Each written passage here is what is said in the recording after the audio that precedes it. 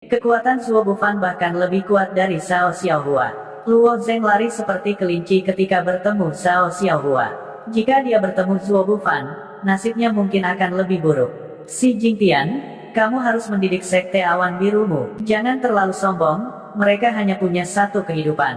Nenek Long menyeringai lagi ketika dia melihat Luo Zeng dikejar oleh Win Chilkil. Fei Han menggelengkan kepalanya dan berkata, itu mungkin tidak benar. Murid Aula Awan kami dapat berpartisipasi dalam uji coba sekte awan biru, jadi kekuatan mereka pasti di atas. Selain itu, pembunuhan angin dingin dibentuk oleh kekuatan 12 murid Zhao Xiaohua, apalagi Luo Zeng, bahkan pembangkit tenaga inti Divine awal mungkin tidak dapat menahannya.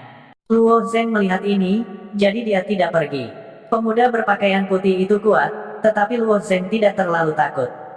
Jika 12 orang lainnya tidak membentuk formasi, dia tidak akan takut. Dia hanya kurang beruntung. Begitu dia pergi, 12 orang membentuk formasi. Dia adalah orang pertama yang diserang oleh formasi. Orang-orang ini tidak bisa mempertahankan formasi ini selamanya, jadi dia hanya perlu berhati-hati dan menjaga jarak.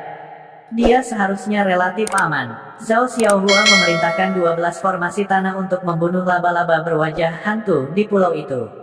Pulau itu hampir sepenuhnya ditempati oleh laba-laba berwajah hantu, tetapi 12 formasi tanah terlalu kuat. Mereka membunuh mereka dalam kelompok, dan tidak peduli berapa banyak laba-laba berwajah hantu, mereka semua terbunuh.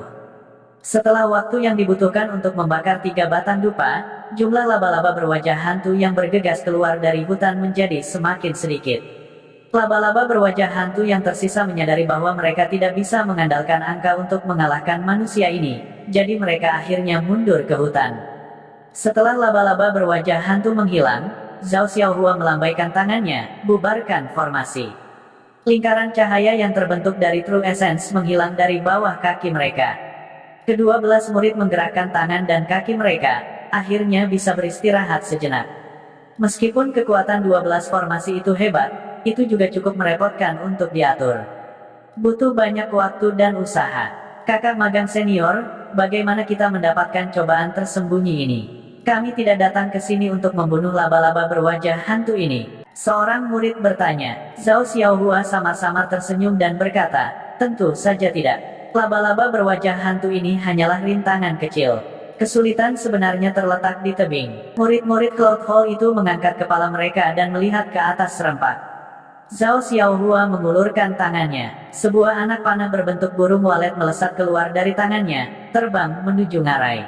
Menurut apa yang dipikirkan para murid Aula Awan ini, dengan kekuatan panah berbentuk burung layang-layang Zhao Xiaohua, itu kemungkinan akan langsung tenggelam ke dalam bebatuan tebing. Hasilnya di luar ekspektasi semua orang. Begitu anak panah berbentuk burung walet menyentuh tebing, itu menghasilkan layar cahaya, memantulkan anak panah berbentuk burung walet menjauh. Pesona ini, apa yang terjadi? Seorang murid Cloud Hall bertanya. Zhao Xiaohua tidak mengatakan apa-apa. Sebaliknya, dia berjalan di sepanjang dinding batu, seolah-olah dia terus-menerus merasakan di sekitar dinding. Semua orang penasaran. Mereka semua berbalik untuk menilai tindakan aneh Zhao Xiaohua. Luo Zeng bersembunyi di sudut dan juga mengukur dari jauh. Baru saja, dia sudah menemukan keanehan tebing ini. Hanya saja dia juga tidak tahu apa tujuan memasang mantra ini di celah tersembunyi persidangan itu. Tidak lama kemudian, Zhao Xiaohua tampaknya telah menyentuh beberapa mekanisme. Tiba-tiba, seluruh lembah bergetar tanpa henti. Seolah-olah ada raksasa yang terus-menerus mendorong lembah ini. Suara keras bergema di lembah, membuat telinga orang sakit. Tepat pada saat ini, ekspresi semua orang berubah. Alis Luo Zeng juga terangkat. Tebing lembah berubah bentuk. Gua besar muncul di tebing. Pada saat yang sama, potongan-potongan batu juga menonjol keluar dari lembah. Laba-laba berwajah hantu itu hanyalah makanan pembuka. Ujian sesungguhnya dari percobaan tersembunyi ada di sini. Zhao Xiaohua berkata dengan ringan. Apa itu? Peti harta karun. Ini memang peti harta karun. Peti harta karun ini memancarkan aura yang sangat aneh. Seharusnya itu adalah harta karun yang sangat bagus. Hanya peti harta karun ini saja yang memiliki kualitas luar biasa. Aku ingin tahu apa yang ada di dalamnya. Awalnya, di bebatuan tebing yang menonjol, ada peti harta karun. Peti harta karun ini tampak serupa, tetapi masing-masing memiliki warna yang berbeda. Lapisan terendah tebing memiliki peti harta karun merah, lapisan kedua memiliki peti harta karun biru, lapisan ketiga memiliki peti harta karun perak, lapisan keempat memiliki peti harta karun emas, dan lapisan kelima memiliki peti harta karun hitam. Peti harta karun ini seharusnya ditinggalkan oleh orang yang membangun jalur percobaan ini. Mereka seharusnya menjadi semacam hadiah bagi para pengambil percobaan. Aku ingin tahu apa yang ada di dalam peti harta karun itu. Senjata, pil, atau apakah itu teknik rahasia? Luo Zeng diam-diam menganalisis. Terlepas dari apa itu harus menjadi hadiah yang luar biasa.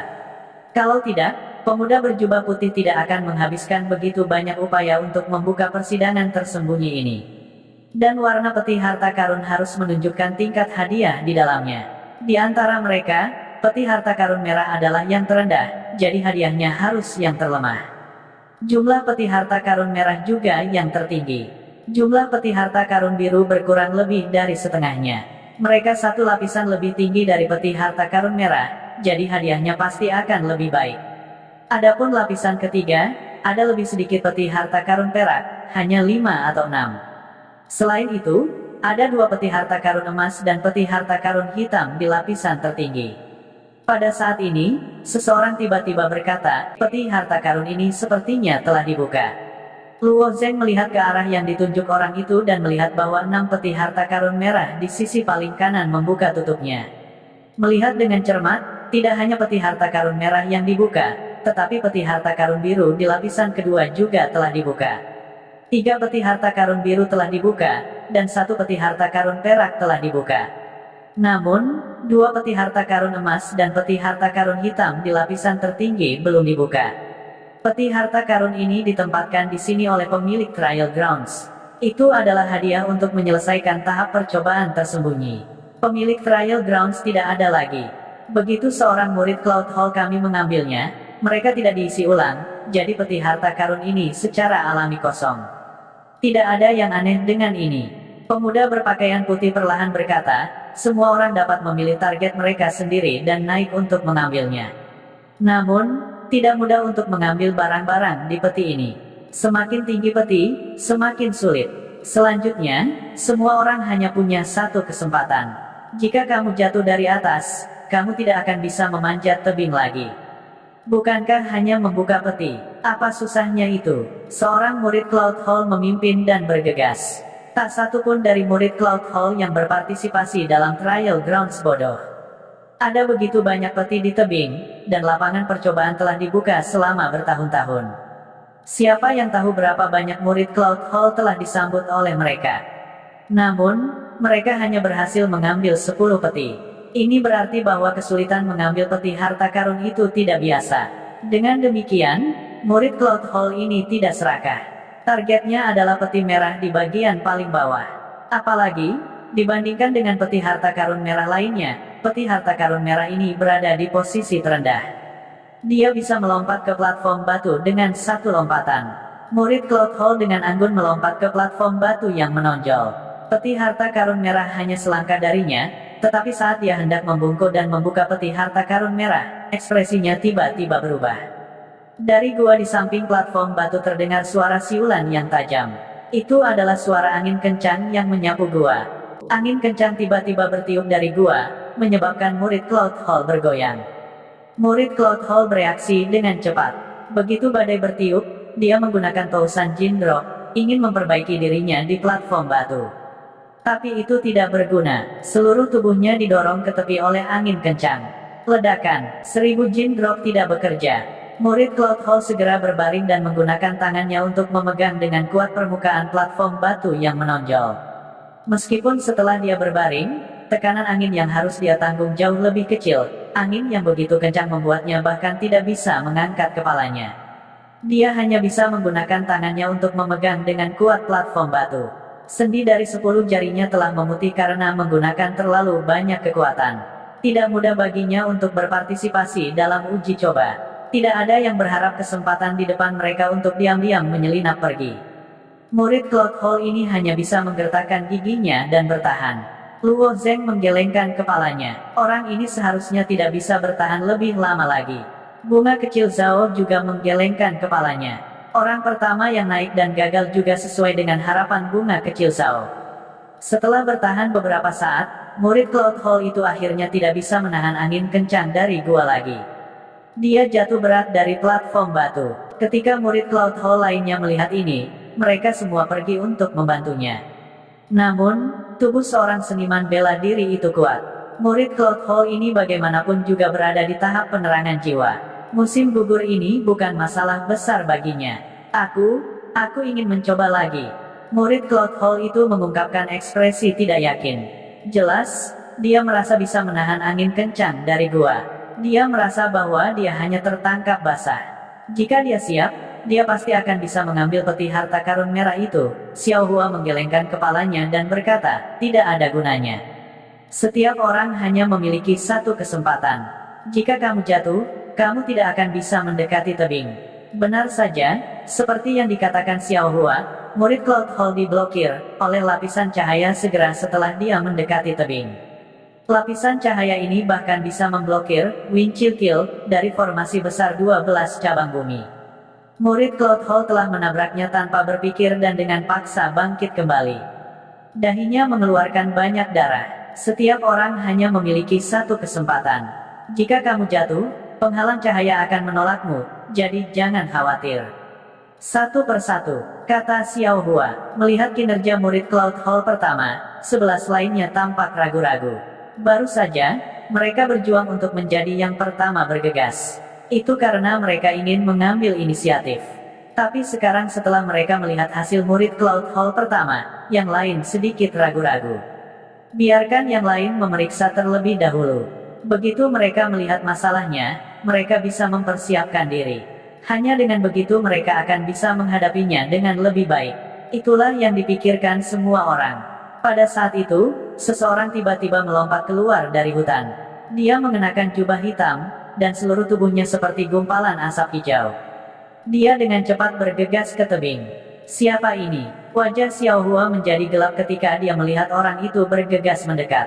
Dia mengulurkan tangan dan menekan cincin sumerunya. Tombak seorang murid hijau tua tiba-tiba muncul di tangannya. Dia mengarahkannya ke sosok berjubah hitam dan menusuk. Adegan aneh muncul. Sosok hitam itu awalnya melompat ke depan, tetapi ketika dia melompat, dia benar-benar melangkah ringan di udara. Dia tiba-tiba mengubah posisinya dan menghindari tusukan Xiao Hua. Semua orang tahu bahwa terbang dilarang di Path of Trials. Sosok hitam itu agaknya tidak bisa terbang, tetapi dia mampu melompat ke udara dan mengubah arah. Itu adalah teknik gerakan yang sangat aneh.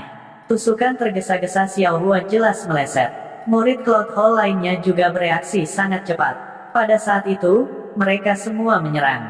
Namun, bayangan hitam itu melompat ke kiri dan ke kanan, dan setelah berguling, ia menghindari semua serangan dan menyerbu ke layar cahaya di tebing. Setelah itu, serangan itu mengenai layar cahaya satu demi satu, tetapi mereka tidak bisa lagi melukai bayangan hitam itu. Sungguh teknik gerakan yang aneh. Luo Zeng, yang bersembunyi di kegelapan, membuka matanya lebar-lebar dan menatap sosok hitam itu. Dari kelihatannya, sosok hitam itu bukanlah murid Cloud Hall. Dia harus menjadi murid dari salah satu dari 5 sekte kelas 2 yang hebat. Setiap sekte memiliki fondasinya sendiri. Mungkin murid-murid sekte awan hanya tidak berkinerja baik tahun ini, tetapi secara alami ada banyak murid berbakat di sekte awan berkabut, sekte Xiangyun, dan sekte awan pelangi. Ayo cepat masuk dan tangkap anak itu. Beberapa murid Cloud Hall berteriak. Wajah Xiao Hua pucat pasi. Dia menggelengkan kepalanya. Hanya satu orang yang bisa memasuki tebing pada satu waktu. Jika orang ini masuk, kita tidak akan bisa masuk. Kalau begitu, bukankah kita akan mengawasinya mengambil peti harta karun itu? Seorang murid Cloud Hall berkata dengan enggan. Di mata para murid Cloud Hall ini, semua peti harta karun di tebing adalah milik mereka. Bahkan jika mereka tidak bisa mengambilnya, mereka tidak akan membiarkan orang lain mengambilnya. Xiao Hua juga tertekan di dalam hatinya.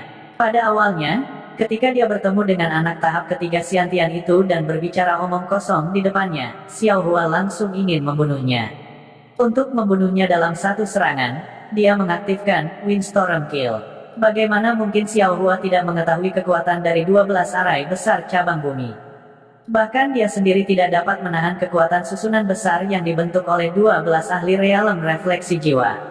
Dia tidak menyangka bahwa anak itu tiba-tiba akan menggunakan gerak kaki yang aneh dan melarikan diri. Hal ini sudah membuat Xiao Huazhao sangat marah. Menurut mereka siapa murid Cloud Hall, bahwa mereka bisa datang dan pergi sesuka hati. Dan itu adalah anak tingkat ketiga Xiantian. Biasanya, murid Cloud Hall manapun akan bisa menghabisinya. Namun, bahkan 12 arai besar cabang bumi tidak dapat membunuhnya. Pada akhirnya, setelah mereka akhirnya menekan lautan laba-laba yang dibentuk oleh Ghost Face Speeders, pria lain berhasil merangkak ke dalam tebing. Bagaimana Xiao Hua bisa mentolerir ini? Peti harta karun ini tidak mudah untuk diambil. Semua orang masuk ke formasi. Bahkan jika dia berhasil mengambil peti harta karun, mari kita lihat bagaimana dia melarikan diri. Di bawah komando Xiao Hua, ke-12 murid mulai membentuk formasi di sepanjang 12 cabang duniawi. Semua orang menatap tebing, menunggu pria berjubah hitam mengambil peti harta karun itu. Kemudian, mereka akan menyerang bersama. Dengan 12 ahli realem refleksi jiwa menyerang bersama, bahkan jika anak ini mengambil peti harta karun, dia masih akan mati. Siapa yang mengira bahwa anak berjubah tidak akan bereaksi terhadap tindakan murid Cloud Hall sama sekali? Sebaliknya, dia hanya memikirkan bisnisnya sendiri dan melompat ke arah platform batu di tebing. Di bawah pintu melengkung, Fei Han terkekeh dan berkata, murid sekte mana ini? Dia berani mencabut gigi dari mulut harimau Xiao Hua, keberanian dan keberaniannya tidak lebih lemah dari Luo Zheng. Penatua Fei, meskipun anak ini mengenakan jubah hitam, saya masih dapat mengatakan bahwa ini adalah Baili Hongfeng dari sekte Xiang Yun kami. Pemimpin sekte Xiang Yun terkekeh. Wajah pria tua berpakaian putih itu berubah sedikit merah. Kinerja murid sekte itu luar biasa, dan sebagai pemimpin sekte, mereka secara alami merasa bangga. Itu benar, Baili Hongfeng ini juga tidak buruk. Berapa banyak peti harta karun yang bisa dia ambil akan tergantung pada keberuntungannya sendiri. Fei Han menghela nafas dan berkata, ada terlalu banyak rahasia yang tersembunyi di jalan pengambil ujian dan kita orang-orang tua tidak bisa masuk. Jika saya mengingatnya dengan benar, hanya barang-barang di peti harta karun merah saja sudah cukup untuk menggoda kita orang-orang tua. Jika saya ingat dengan benar, Si Jingtian mengangguk dan berkata, itu benar. 60 tahun yang lalu, saya juga berpartisipasi dalam jalur pengambil ujian. Pada saat itu, Penatua Ola Awan kami Jiu Jie berpartisipasi dalam jalur pengambil ujian bersama saya. Dia memperoleh kesempatan dalam harta karun biru dada dan kekuatannya meningkat pesat. Dia menjadi Penatua Ola Awan. Si kecil, jika aku mengingatnya dengan benar, bakat Penatua Jiu Jie saat itu tidak sebaik milikmu, peti harta karun biru itu terlalu besar. Itu sebabnya dia menjadi Penatua Ola Awan saat kamu masih menjadi diaken kecil. Nenek Long, yang ada di sebelahnya, mencibir. Si Jingtian tenang. Kesempatan ini terkait dengan keberuntungan seorang kultivator. Karena Elder Jiu Jie bisa menjadi Elder dari Cloud Hall, itu wajar karena keberuntungannya. Apalagi, kesempatan Elder Jiu Jie tidak sesederhana peti harta karun ini. Saya bisa, jangan iri padanya. Si Jingtian benar. Fei Han mengangguk dan berkata, Tuan Istana Ola Awan kita pernah mengambil salah satu peti. Salah satu peti harta karun perak diambil oleh kepala Istana Ola Awan kita. Bisakah Anda mengatakan bahwa basis budidaya Master Istana Cloud Hall kami hanya karena peti harta karun perak itu? Apa, peti harta karun perak itu dibawa pergi oleh Palace Master kita? Beberapa pemimpin sekte terkejut. Mereka belum pernah mendengar hal seperti itu. Penatua Fei Han mengangguk. Itu benar. Sayangnya, setelah bertahun-tahun, selain dari Asgard Master kita yang mengambil satu peti harta karun perak, tidak ada orang lain yang mengambil peti harta karun perak kedua, apalagi peti harta karun emas dan peti harta karun hitam. Beberapa pemimpin sekte melihat banyak peti harta karun di tebing melalui token surat mereka. Mata mereka dipenuhi dengan rasa iri. Dengan kekuatan mereka, akan sangat mudah bagi mereka untuk mengambil peti harta karun ini. Sayangnya, mereka tidak bisa memasuki jalur Trial Takers dan hanya bisa menatap mereka. Lihat, Baili Hongfeng sudah melompat ke platform pertama. Menurut aturan di tebing, hanya satu peti harta karun dari setiap warna yang bisa diambil. Jika Baili Hongfeng mengambil peti harta karun merah, Target berikutnya hanya bisa menjadi peti harta karun biru, kata Fei Han perlahan. Hong Feng, dia pasti bisa mengambil peti harta karun merah. Pemimpin sekte Xiangyun tidak terlihat khawatir sama sekali. Dia tampaknya sangat percaya diri dengan kekuatan Bai Li Hongfeng. Bai Li Hongfeng adalah murid yang paling dia banggakan. Dia adalah bakat langka di sekte Xiangyun. Platform tempat Bai Li Hongfeng berada adalah platform yang dipilih oleh murid dari Cloud Hall yang gagal memasuki persidangan. Begitu dia berdiri di peron, suara siulan yang tajam bisa terdengar dari gua. Ini adalah tanda bahwa angin kencang akan bertiup. Hancurkan dia, tunggu, kita akan menyerang saat dia diledakkan. Murid Cloud Hall di bawah memanggil satu demi satu. Terbukti, mereka sudah melakukan persiapan. Angin kencang itu seperti napas binatang purba yang terus-menerus menyerang bagian luar gua. Jubah Bai Li Hongfeng berkibar tertiup angin. Namun, seolah-olah kakinya dipaku ke platform batu. Tidak peduli seberapa kuat angin bertiup, dia tidak bergerak sama sekali. Dia stabil seperti gunung. Anak ini, para murid Cloud Hall tidak tahu harus berkata apa. Mereka tidak menyangka anak itu begitu kuat. Dia sebenarnya memilih untuk menahan angin. Setelah Bai Li Hongfeng menahan hembusan angin pertama, momentum angin tiba-tiba meningkat beberapa kali.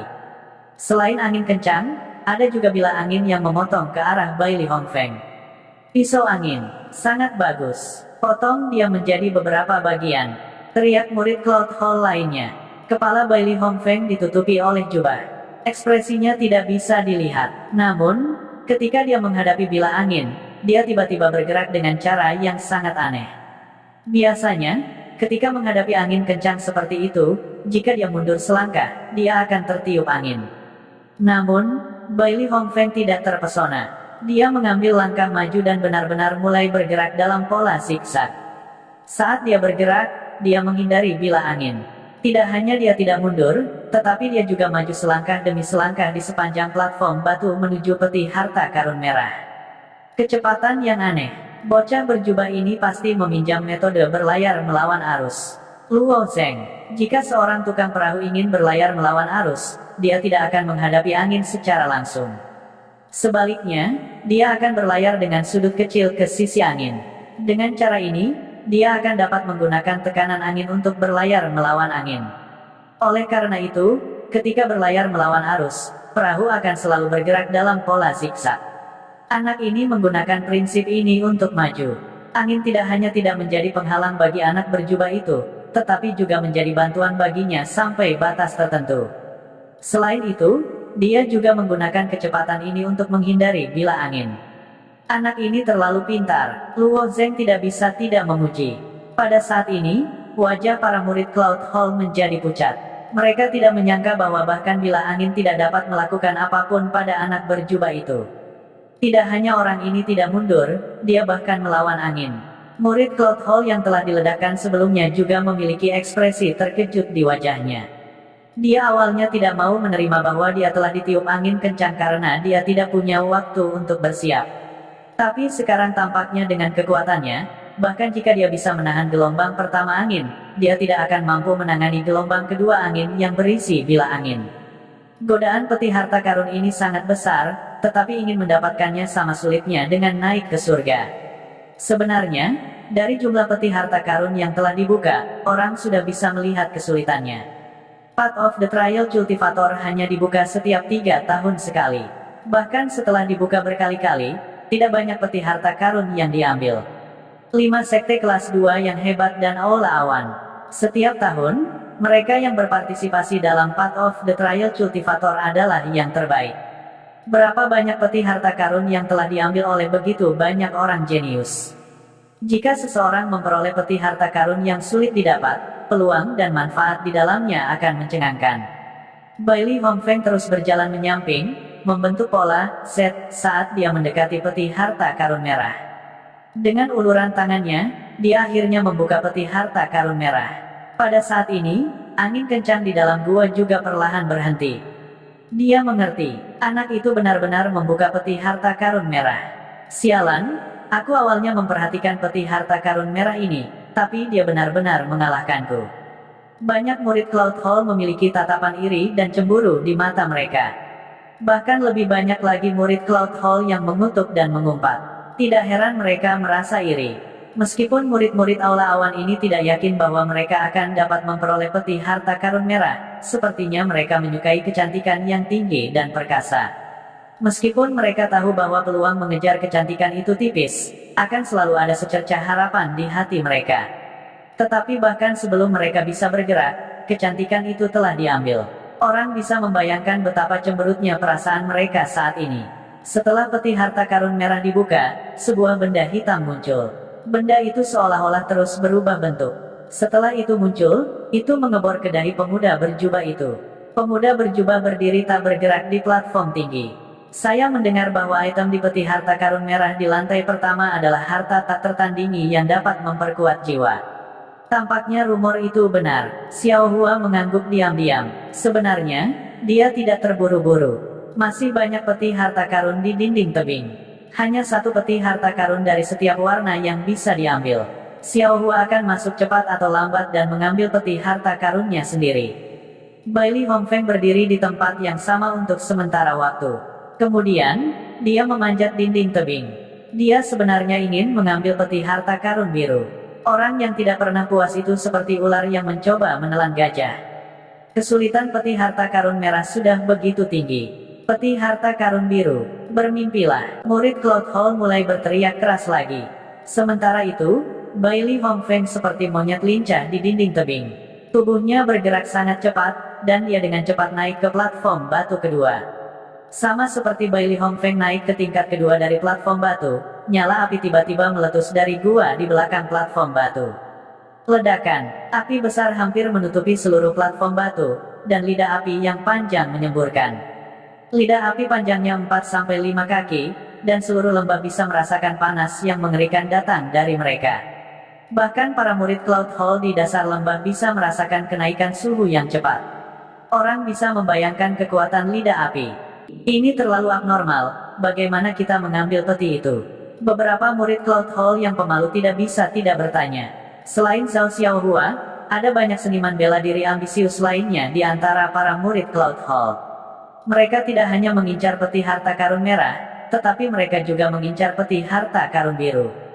Tetapi ketika mereka melihat lidah api yang panjang, mereka semua menghilangkan gagasan ini. Dengan kekuatan mereka, mustahil bagi mereka untuk menerimanya.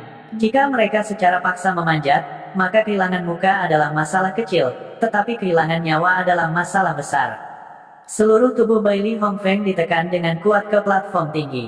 Esensi sejati pelindung biru muncul di permukaan tubuhnya. Esensi sejati pelindung ini tampaknya semacam teknik rahasia khusus, itu benar-benar mampu memblokir panas yang mengerikan dari lidah api.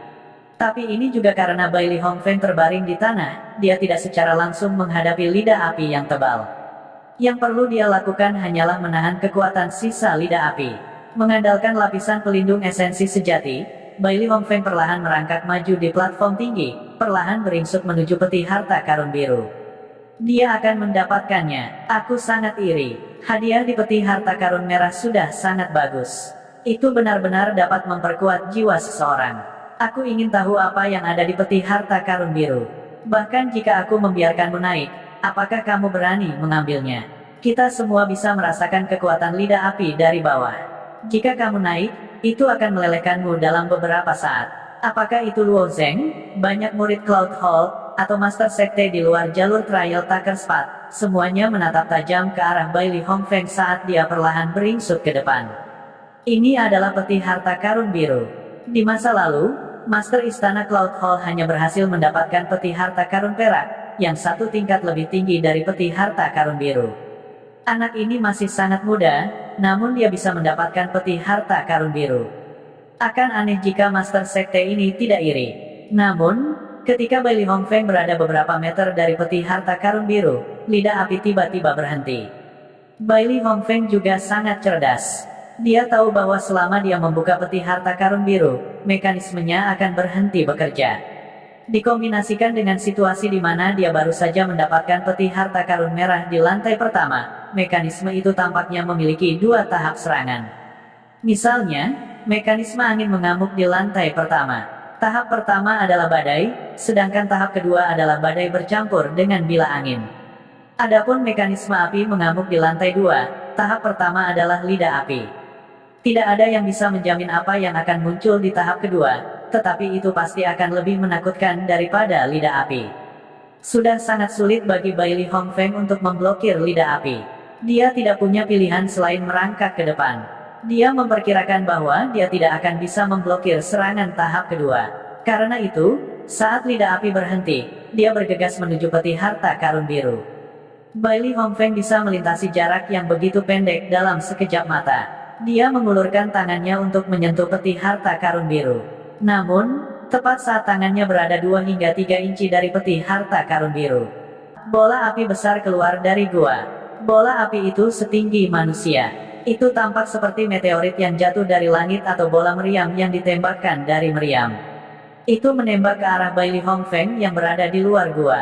Bailey Hongfeng merasa sangat disayangkan.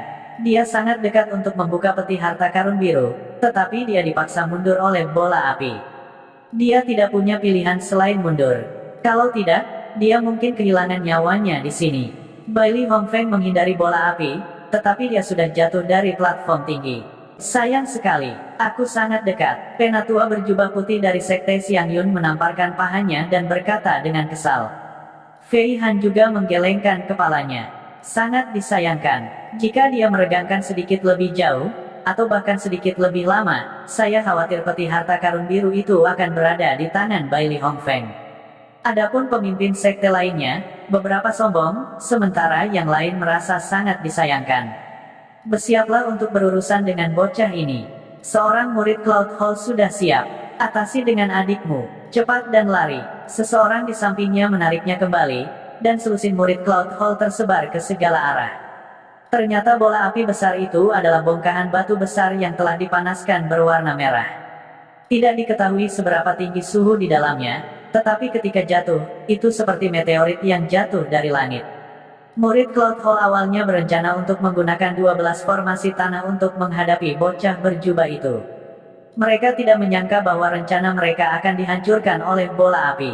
Untuk menghindari bola api, mereka tidak punya pilihan selain membubarkan 12 formasi tanah. Zhao Xiaohua tidak mengharapkan ini terjadi, tetapi tidak ada yang bisa dia lakukan. Dia tidak mau menyerah, jadi dia tidak berencana untuk mengandalkan 12 formasi tanah.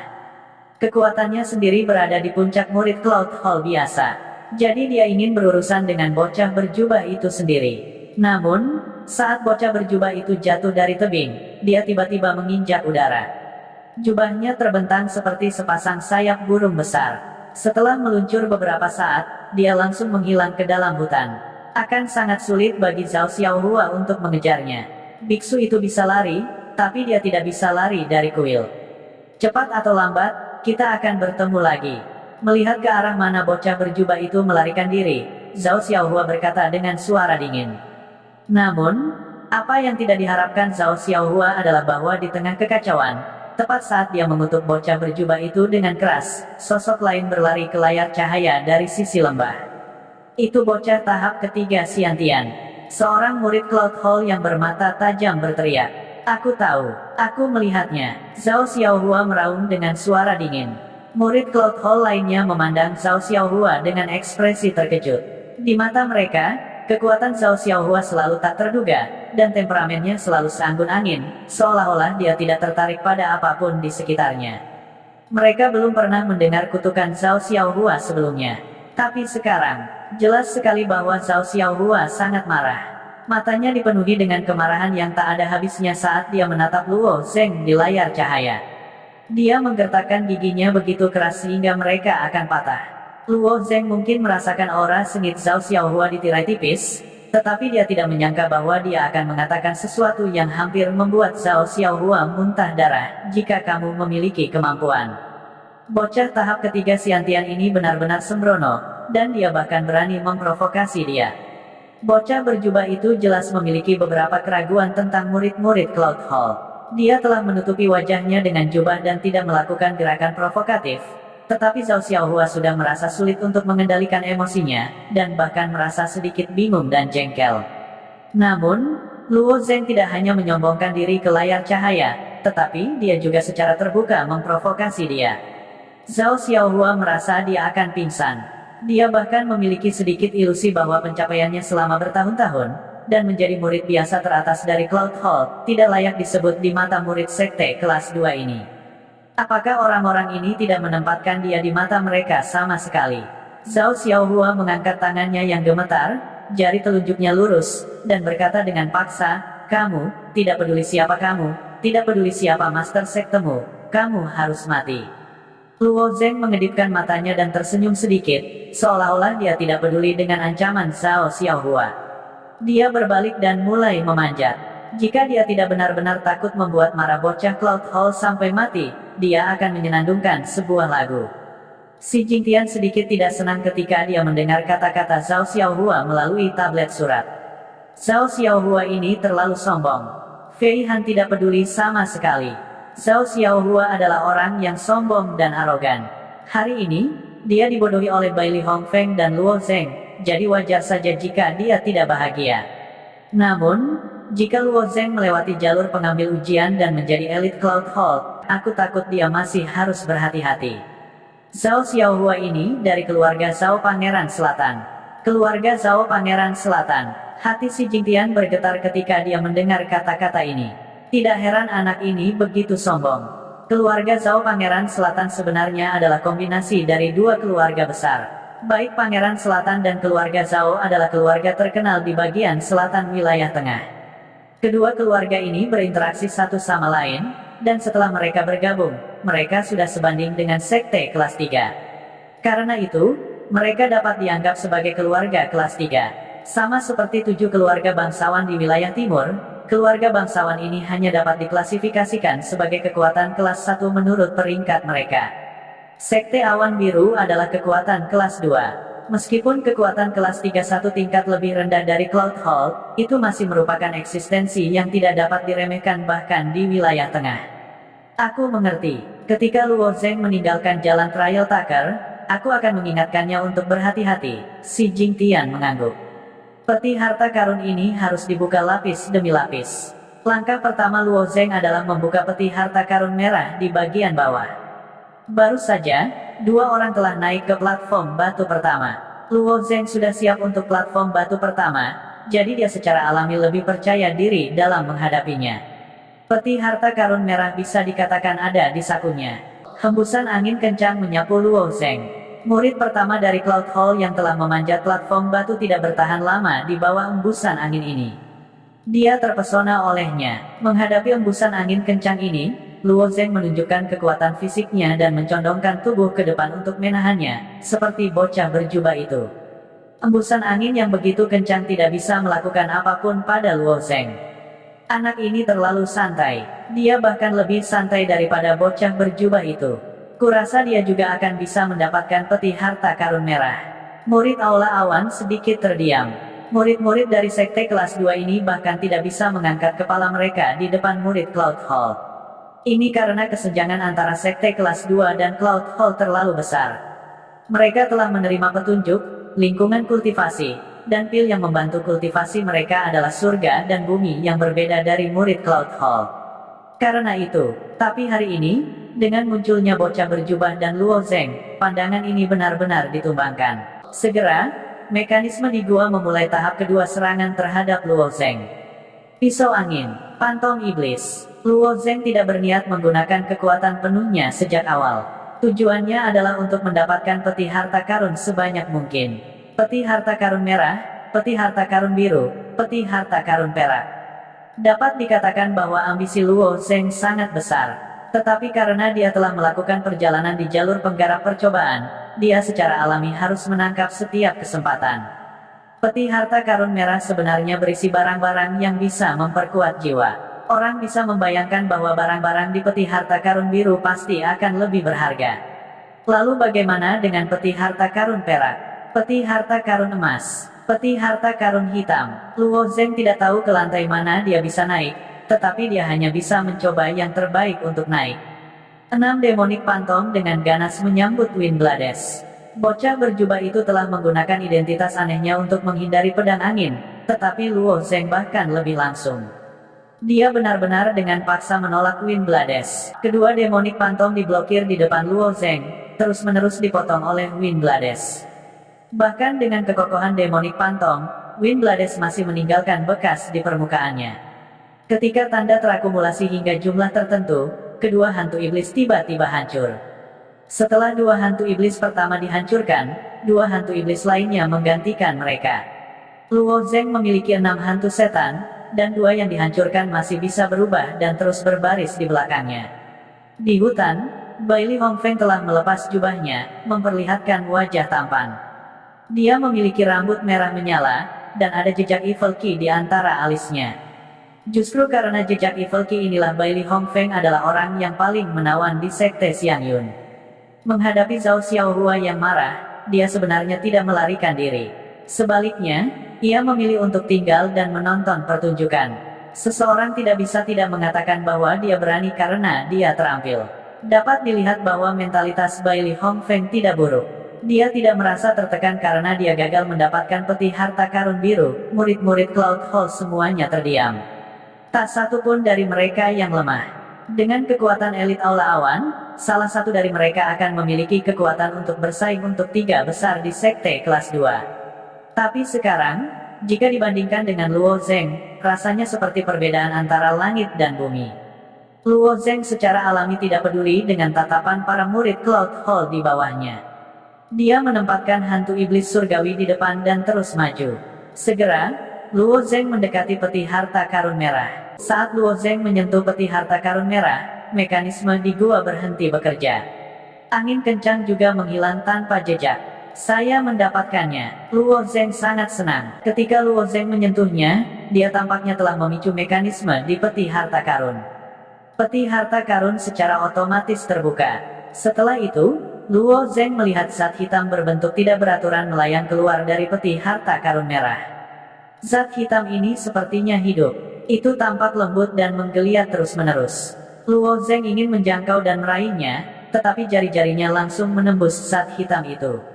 Sebelum Luo Zeng merasa aneh, zat hitam itu langsung keluar dari antara alis Luo Zeng. Perasaan yang sangat dingin langsung menembus otak Luo Zeng. Seolah-olah Luo Zeng sedang mandi di dunia es dan salju. Dingin, tapi tidak menusuk tulang. Sebaliknya, itu adalah semacam kesejukan menyegarkan yang membasahi hati. Dia merasa bahwa jiwanya telah disublimasikan pada saat ini. Ketika dia tiba-tiba membuka matanya, Luo Zeng sudah selesai menyerapnya. Kecepatan Luo Zeng menyerap zat hitam ini 2 kali lebih cepat dari Bailey Hongfeng. Sebagian besar alasannya adalah karena jiwa Luo Zeng sudah dimurnikan, jadi jiwanya sudah lebih kuat dari orang biasa. Zat hitam ini bisa sangat memperkuat jiwa banyak ahli bela diri. Tentu saja, zat hitam ini juga meningkatkan kekuatan Luo Zeng secara signifikan, tetapi tidak begitu jelas. Ini seperti seorang petani yang telah memperoleh 1 hektar tanah. Ini akan menjadi perubahan yang menghancurkan bumi bagi petani. Seorang tuan tanah awalnya memiliki 20 hektar tanah. Bahkan jika dia memiliki 1 hektar tanah tambahan, tidak akan ada banyak perubahan. Itu hanya bisa dianggap sebagai lapisan gula pada kue. Status Luo Zeng saat ini seperti tuan tanah ini, dan zat hitam ini adalah lapisan gula pada kue. Setelah menyerapnya, Luo Zeng tidak berhenti. Dia terus memanjat ke atas. Target berikutnya adalah peti harta karun biru. Bailey Hongfeng berada di platform batu peti harta karun biru. Ketika dia melihat bahwa Luo Zeng telah memilih untuk terus mendaki, bibirnya yang tipis sedikit melengkung. Menarik, kamu tidak puas bahkan setelah mendapatkan peti harta karun merah. Kamu seharusnya melihat kesulitan peti harta karun biru tadi, tetapi kamu masih memiliki kepercayaan diri untuk memanjatnya. Mungkinkah kamu sudah menemukan cara mengatasinya? Selamat, si tua. Muridmu telah mendapatkan peti harta karun merah. Orang tua berjubah putih dari Sekte Xiangyun berkata sambil tersenyum. Si Jingtian juga berkata dengan gembira, bukankah Bailey Hongfeng dari Sekte Xiangyunmu juga mendapatkannya? Hei, jangan katakan itu. Lihatlah Bailey Hongfeng milik Sekte Xiangyun milikku. Dia menghabiskan banyak usaha untuk mendapatkannya. Lihatlah Luo Zengmu, semudah meniup debu, seolah-olah dia sedang berjalan-jalan, tanah datar. Mendengar 2 master sekte menyanjung murid satu sama lain, 3 master sekte dari Sekte Awan Pelangi, Sekte Awan Berkabut dan Sekte Awan Hanyut mau tidak mau memutar mata mereka. Namun, mereka memutar mata karena tidak ada yang bisa dibanggakan. Untuk dapat memperoleh peti harta karun, bahkan jika itu hanya peti harta karun merah, sudah merupakan kesempatan yang melampaui sebagian besar murid yang telah berpartisipasi dalam jalur pengambil percobaan selama bertahun-tahun. Pada saat ini, Fei Han berkata, "Lihat, Luo Zeng telah naik ke platform batu kedua." Gerakan memanjat Luo Zeng tidak seanggun Bai Li Hongfeng. Oleh karena itu, kecepatan pendakiannya relatif lebih lambat. Namun, tidak sulit bagi seorang seniman bela diri untuk memanjat tebing. Bagaimana dia akan melawan api itu? Bukankah dia akan berbaring? Tidak ada yang akan tahan dibakar oleh lidah api itu. Beberapa pemimpin sekte mengira Luo Zeng akan meniru metode Bai Li Hongfeng, berbaring di tanah, menghindari api, dan perlahan naik ke platform batu. Namun, Luo Zeng tidak berbaring di tanah. Dia berdiri kokoh di atas platform batu, siap menahan dampak api. Apa yang orang ini coba lakukan? Apakah dia tidak takut dibakar sampai mati? Ketika beberapa pemimpin sekte melihat apa yang terjadi pada token surat, ekspresi tidak percaya muncul di wajah mereka. Jangankan prajurit alam rahasia bawaan, bahkan beberapa prajurit inti surgawi tua ini harus menggunakan yuan sejati mereka untuk melindungi tubuh mereka. Jika mereka menahan api hanya dengan tubuh mereka, itu akan sangat sulit. Bagaimanapun, mereka semua adalah pejuang yang mengolah sistem yuan sejati, dan tidak ada dari mereka yang memilih jalur penempaan tubuh. Si Jingtian, jangan bilang Luo Zeng telah memilih jalur kultivasi ganda dan tempering tubuh. Fei Han menebak ketika dia melihat ekspresi tenang di wajah si Jingtian. Jika Luo Zeng tidak hanya mengolah yuan sejatinya, tetapi dia juga mengolah temperamen tubuhnya, ditambah dengan beberapa buah alami yang langka, dia mungkin benar-benar mampu menahan api hanya dengan tubuhnya. Namun, si Jingtian menggelengkan kepalanya dan berkata, "Sebenarnya, saya tidak yakin apakah Luo Zeng telah mengembangkan temperamen tubuhnya atau tidak. Jika saya tidak menemukan jejak yuan sejati di tubuhnya. Itu berarti Luo Zeng belum mengembangkan keterampilan penempaan tubuh. Namun, tubuhnya sangat kuat, bahkan lebih kuat dari para pejuang penempaan tubuh itu. Saya masih tidak dapat memahaminya." Penampilan Luo Zeng selama Great Peak Meeting masih terngiang-ngiang di benaknya. Tubuhnya begitu kuat hingga membuat bulu kuduk orang berdiri. Bahkan ketika Pei Tianyao menggunakan api karma teratai hijau, dia tidak takut sama sekali. Namun, Luo Zeng tidak memiliki yuan sejati di tubuhnya. True Yuan adalah sejenis energi yang hanya dimiliki oleh para pejuang pemarah tubuh. Itu mirip dengan sistem yuan sejati dari yuan sejati. Prajurit tempering tubuh membutuhkan yuan sejati untuk mengaktifkan tubuh tirani mereka. Ini sangat aneh. Fei Han juga terkejut ketika dia mendengar kata-kata si Jingtian. Si Jingtian mengangguk dan berkata, "Aku tidak berbohong." Si Jingtian secara alami tidak dapat melihat bahwa tubuh Luo Zeng berbeda dari orang biasa. Tubuh tirani Luo Zeng bukan karena temperamennya, tetapi karena dia diubah menjadi senjata. Karena itu adalah senjata, secara alami tidak mungkin baginya untuk melemahkan tubuhnya, jadi tidak mungkin baginya untuk menghasilkan yuan sejati. Saat mereka berbicara, lidah api sudah bergegas menuju Luo Zeng. Ledakan, api yang mengamuk menghantam tubuh Luo Zeng dan langsung mengubahnya menjadi pria yang berapi-api.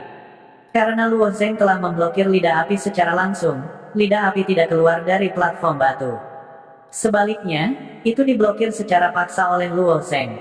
Di bawah nyala api yang membara, pakaian Luo Zeng langsung terbakar. Luo Zeng sedikit tertekan. Menjadi seorang seniman bela diri itu merepotkan. Pakaiannya sering dibakar, dan itu sangat tidak senonoh. Namun, dia masih memiliki beberapa pakaian cadangan di cincin spasialnya, sehingga dia bisa menggantinya nanti. Di bawah nyala api, tanda emas mulai muncul di tubuh Luo Zeng. Ketika Luo Zeng pertama kali melihat nyala api ini, dia memiliki rencana ini di dalam hatinya. Dia ingin menggunakan api ini untuk mengkalsinasi tubuhnya, dan bahkan menembus tubuh artefak spiritual dan menjadi artefak abadi. Tapi sekarang, Luo Zeng menemukan bahwa rencananya salah, atau penilaiannya agak naif. Meskipun nyala api di depannya sangat kuat, tampaknya tidak terlalu tinggi. Atau bisa dikatakan bahwa nyala api ini diciptakan oleh mekanisme khusus, sehingga tubuh artefak spiritualnya tidak mempedulikannya. Jadi, meskipun nyala api telah mengaktifkan rune emas di tubuhnya, rune emas tidak berputar, juga tidak berputar untuk melahap nyala api. Ini sedikit berbeda dari yang saya harapkan, pikir Luo Zeng muram, lalu menyerang, maju melawan api. Tapi dia tidak tahu bahwa tindakannya telah menyebabkan hati banyak orang meledak. Bailey Hongfeng telah memegang sedotan di mulutnya, duduk di pohon besar dan menonton pertunjukan. Dia juga menggunakan teknik rahasia untuk menyembunyikan auranya. Tidak hanya para murid Aula Awan merasa sulit untuk menemukannya, bahkan laba-laba berwajah hantu yang bersembunyi di hutan tidak dapat menemukannya. Ketika dia melihat pemandangan di tebing lembah, sedotan di mulutnya jatuh dari mulutnya dan dengan lembut melayang ke tanah tanpa dia sadari. Sial, itu tidak normal. Bailey Hongfeng benar-benar yakin. Sebagai seorang jenius dari Sekte Xiangyun, Bailey Hongfeng jauh lebih kuat daripada para murid dari Sekte Xiangyun. Selama kompetisi besar Sekte Xiangyun, dia mendapatkan tempat pertama terlalu mudah. Tempat kedua tidak menimbulkan ancaman bagi Bailey Hongfeng. Oleh karena itu, Bailey Hongfeng hanya memperhatikan dua orang di jalur percobaan kali ini. Mereka adalah dua murid teratas Cloud Hall, Zhao Xiaohua dan Zhuo Bufan. Pemimpin Sekte Xiangyun juga telah berulang kali memperingatkannya untuk tidak memprovokasi kedua orang ini. Dia harus melewati jalur percobaan yang tersembunyi, jadi Bailey Hongfeng menutupi wajahnya dengan jubah. Dia tidak ingin Zhao Xiaohua membencinya dan menyebabkan masalah. Namun, Bailey Hongfeng tidak menyangka akan ada begitu banyak orang yang mampu di jalur percobaan. Selain murid Cloud Hall, ada juga beberapa murid kuat dari sekte lain. Tidak lemah bukan berarti kuat, jadi Bailey Hongfeng tidak terlalu memperhatikan mereka. Mampu mendapatkan evaluasi, tidak lemah, darinya sudah cukup baik. Tapi sekarang, seorang anak dari tahap ketiga Xiantian tiba-tiba muncul, dan orang ini bahkan lebih mengerikan darinya, yang benar-benar mengejutkannya. Cerita bersambung, terima kasih yang telah menonton. Jangan lupa like, comment, and subscribe, karena subscribe itu gratis.